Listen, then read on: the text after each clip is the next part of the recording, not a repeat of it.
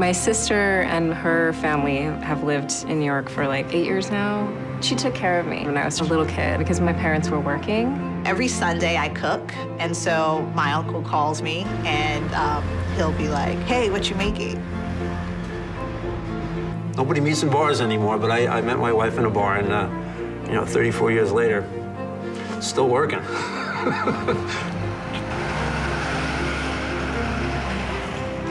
My grandma had a lot of costumes from the theater that she started. When we were kids, we'd dress up in those costumes and we'd put on little sketches for the family. In my whole life, I've always felt like we were like a team, my brother and I. I think there's nobody who can understand you quite like your family.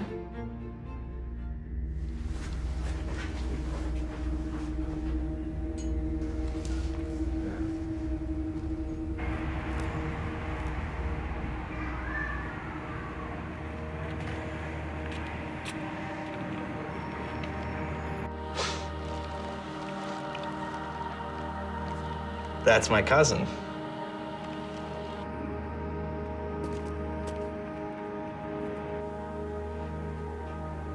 That's really weird.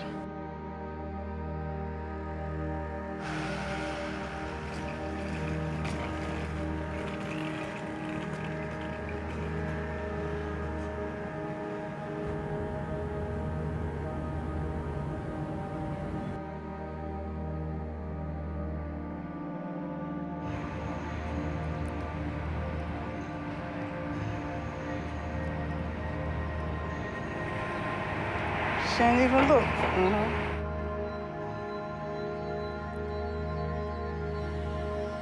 I know she's not homeless because I just hung out with her a couple weeks ago, but I mean, I did not know that person when I was walking by, it was her.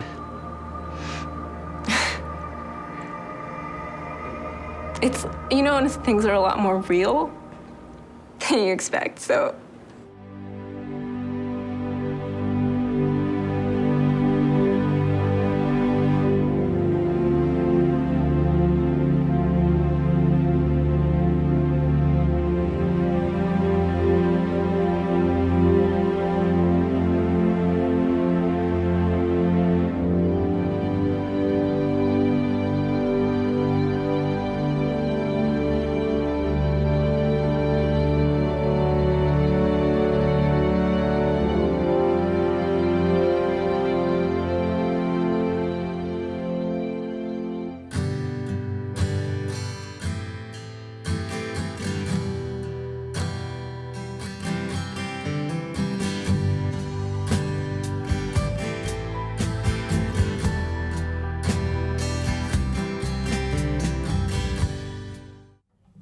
It's the middle of February, and the past few days, New York City has been colder than parts of Alaska.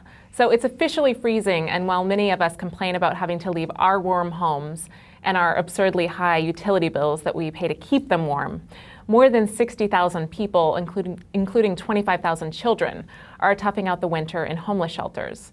And the number of people who are actually on the streets, we don't even have official figures for that. And homelessness is actually increasing in Brooklyn. Last September on BK Live, we were joined by the first Deputy Commissioner of the city's Department of Homeless Services, who spoke at length about the new administration's efforts to bring these numbers down. But since then, the numbers have risen, not fallen. Why is this? And how can we possibly make sure that people are warm and safe with the roof above their heads? We will ask City Council Member Steve Levin, back on the show with us. Welcome. Thank you. Good to be here. Christy Parque, the Executive Director of Homeless Services United. Happy to be here. And Melissa Mowery from CAMBA's Homebase program. Welcome to BK Live. Thank you. It's really cold out. Yeah. And this is something that, we're all sort of aware of as we sort of, commute daily, is the people that are sort of less fortunate. So, Councilman, can you sort of briefly touch on the increase in homelessness in New York City over the past decade? Well, going back about 10, 15 years, we've seen a dramatic increase in homelessness in New York City, just dramatic, especially among families and children. The number of people in shelters has gone from roughly, I think, about 30,000 people 10 years ago to close to 60,000 today. That's a result of policies. It's a result of policies that haven't worked.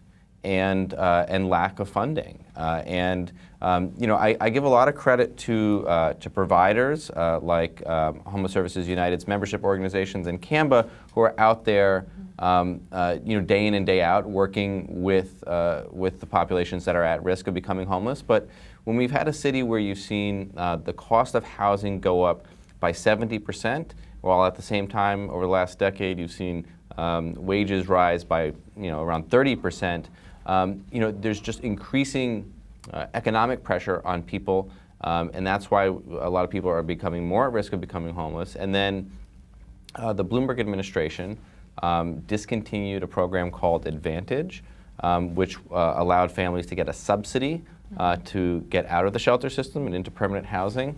They discontinued that in 2011, and if you look at the charts over time, that's when we started to see another big spike, was when that program was discontinued.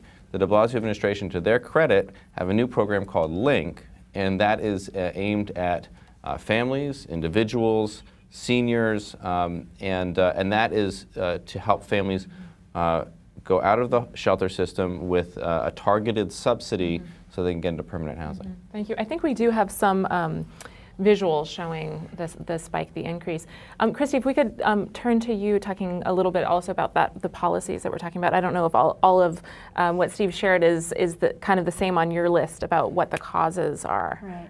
I think the big picture is that, as Steve said, the incomes have not kept up with rents. 42% of New Yorkers have insufficient resources to cover rent and food and utilities and things like that. So what we have is a vast population of New Yorkers who are really struggling day in and day out to pay their rent. When you look at the folks that are really on the margin, the folks that are earning the least and need the housing the most, the vacancy rates for those kinds of apartments, it's pretty low. So for rents that are $800 and less, it's about a little over 1% of the vacancy rate. So there's not a lot of units. And for folks who can pay up to $1,000, the vacancy rate's about 3%. So that really contributes, greatly to the lack of affordable housing is one of the biggest reasons that people come in. People come in also because of eviction rates. They come in because of overcrowding, and you see both eviction and overcrowding having to do with, again, this lack of affordable housing for just regular New Yorkers of all income strata. I have to ask, how has NYCHA and Section 8 sort of played out in New York City over the past decade? Well, I mean, we don't have the luxury of having NYCHA and Section 8 vouchers. I mean, now with this new administration, they've freed up some vouchers and they're moving people out into NYCHA housing. Homebase is New York City's homelessness prevention program, and we're in 23 communities. And we're also taxed with the aftercare for those folks that are moving into those NYCHA units so that they don't leave unattached to shelter services. I have a question. I mean, the thing is what's interesting is we're talking about this 1%, and then the other number that comes in my head is the 1 billion number, which I think a lot of people watching the show are like, okay, $1 billion is spent on trying to combat homelessness. Where is that going? How is it being used? Melissa, I would say that you probably have a clearer idea about, you're kind of on the grassroots level of how some of that money is being used. Is there a better way to use it? Why is the number rising of homeless people, and yet there's so much money, it seems, being spent on the problem? Well, I mean, we try to provide many services in the community, and those services cost money to provide. It's expensive to keep people, for people to try to maintain their housing in New York City, because housing is one of the largest, bills that they have every month. So, we're trying to work with a lot of folks, and this year we're on track. CAMBA's Homebase program is on track to serve 4,000 individuals. Okay. So, we're having to serve a lot of folks with this money. And also, it costs money to shelter folks. It costs money for transitional housing, to develop affordable housing. So all this money is being spent in different avenues of the prevention and services and transition out of those services. Okay, but where do you think the money could be better spent? So the vast majority of the funding for homeless services in New York City, of that $1 billion, or over $1 billion, it's going to be over $1 billion this year, is actually for housing people. It's for shelters. It's for shelters. And that it's expensive to house somebody in a shelter. And the city has had a a fair amount of good quality shelters throughout the system. The Tier 2 shelters is what they're called. These are staffed by not-for-profit providers that have expertise in their fields. But one thing that since we've seen such a dramatic increase over the last several years, the previous administration especially started placing people in hotels and something called cluster sites. They used to be called scatter sites. And that's in apartments where they're on the private market. They're paying a landlord more than market rate for rent. I mean, that's where a lot of funding was going towards, and it's because they didn't have enough Tier 2 shelters within the system, enough kind of standard quality homeless shelters for families within the systems, so that they have like very little in terms of vacancy rate. Department of Homeless Services has very few apartments on any given night in terms of a cushion. So for a landlord, they were, under the previous administration especially, able to charge whatever they really wanted. And that's why you'd see a lot of these costs going out of control. If we could better if we could direct more funding towards prevention programs, home-based program especially, which we've seen over the last year. The de Blasio administration has recognized that prevention is a linchpin in all of this. And so they've directed more funding, expanded the home-based programs. I mean, I think it's really important for all of your viewers to know if they're at risk of becoming homeless, there's a home-based provider somewhere in their neighborhood, and they can go to that provider and receive counseling services and help them stay in their apartments. Okay, which sort of alludes to my next question is, what can we do to sort of help people stay in their place in the first place, before somebody becomes homeless? How can they be proactive? I mean, the first thing to understand, as the council member said, is that there are services available, groups like CAMBA all over the city. I think the first one is just to really recognize before the marshal's notice comes, if you start having any problems with your landlords, before you're months and months in arrears, that you have to reach out and ask for help. So you can call 311. If you know the groups in your community, like CAMBA, they have part of the catchment area in Brooklyn. You need to reach out, walk in that door, call them, and start the process of getting some assistance to know that you don't have to become homeless. You don't have to enter the shelter system in order to get help. I'm looking at some of the graphics that we have, and it says that these are the hours needed to afford rent if you're working the minimum wage through that entire country. And for New York, I don't know if you can say it, it's 124 hours. At minimum wage. At minimum wage. And I think that's pretty much the highest, besides California, at 130 hours. How is this possible? Actually, that number would be a lot higher because that's based on New York State as an aggregate. That number would be a lot higher. New York City. So, and that's based on a rent of about $1,200 for a 2-bedroom apartment, and that's very hard to find, a 2-bedroom apartment for $1,200. Pretty much almost impossible. So it's about. So the number is actually even higher. Yeah, you probably need about 3.5 adults at minimum wage to cover the rent for a 2-bedroom apartment. Okay. So, yeah. Well, so I think it's like hard to talk about this issue because there's so much heaviness around it, but I think all of you are talking about solutions. So if we could kind of turn to that and talk about things that you feel like are really working. And one of them, if we could just start off the conversation with this, is putting money potentially into permanent housing as opposed to shelters. Thoughts on that?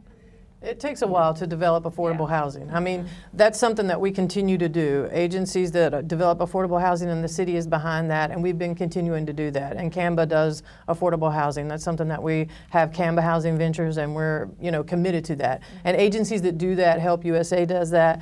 We're committed to doing having affordable housing. That's one aspect of it. Another aspect is that prevention programs. There's legal aid. There's legal assistance programs that help people who are experiencing some type of housing crisis. There's the home-based program. There's subsidies. There's family eviction prevention supplement that helps families that are having difficulty. And there's also shelter allowance with public assistance benefits. These are just things that we can educate the community on. Home bases are all linked to 311. So if someone's having any type of problem, please call 311 and they will directly transfer you to a home-based program that's in your area, in your community. There's 23 home-based program offices throughout all 5 boroughs in New York City. So there's a home-based program near someone. And we have links with HRA. We have HRA as a new thing that we started with HRA, the Human Resource Administration being co-located in the home-based office so that we can get a lot of services all together at one time instead of having to send people running around everywhere. Do you think all these services will be enough, though? I mean, when I look at these numbers and the amount of people in New York City, and you said that was the aggregate for the state, you know, how is it possible that we can sort of, it doesn't seem like a sustainable situation. So yeah, I liken it to like turning around an ocean liner. You know, in order to turn around an ocean liner, first you have to slow it down. Then you gotta like incrementally turn it around. And while you're turning around, you have to keep convincing people that you're turning it around, Right. right? Because it doesn't look like, it doesn't feel like it's being turned around. That's right. So I mean, I think when we start looking at you know, getting the overall homeless numbers down in New York City to a place that is manageable, the place that is socially responsible. You know, we've got to. First thing we have to start doing is decelerating the rate of increase, really, and making sure that it's starting to kind of top off, plateau, and then we can start turning it around. I think that the measures that the de Blasio administration has been taking, and this is under the leadership of Gilbert Taylor, who's the DHS commissioner, Steve Banks, who's the HRA commissioner, and Deputy Mayor Lillian Barrios Paoli, where they've started to look at all these issues. And these are folks that have worked in these fields for a long time, and said, you know, what has not been working over the last 5-10 years, and how can we change that? And I think one trap that I think the Bloomberg administration fell into, and I don't mean to keep on harping on the Bloomberg administration, but you know, there was an overriding sentiment that that you know, people were poor, you know, by choice. Because they weren't trying hard enough. Or they were coming for services when they didn't necessarily need them. That's not true, and there's just no evidence to back that up. And one thing that we've seen is the new administration saying we want to make services available. We want to make sure that families have access to like one-shot deals, so that you know, people could get take care of their arrears if they're in arrears on their rent.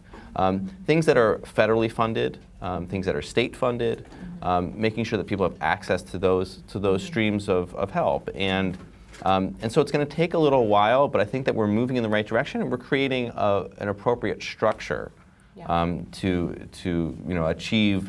And it's going to be incremental, and it's going to take a long time. And you know, the reality is we didn't get into this overnight. And you know, we can talk about, you know, previous administrations, which is important to talk about previous policies from the perspective of what didn't work and what did we learn from that. You know, let's not forget 2008 and the recession. The communities we're talking about, communities have not recovered. The lowest wage workers, their incomes have not recovered. But I think, as you know, the council member said, that this is, you know, we turned it around slowly. We look from past experience. We learn from that.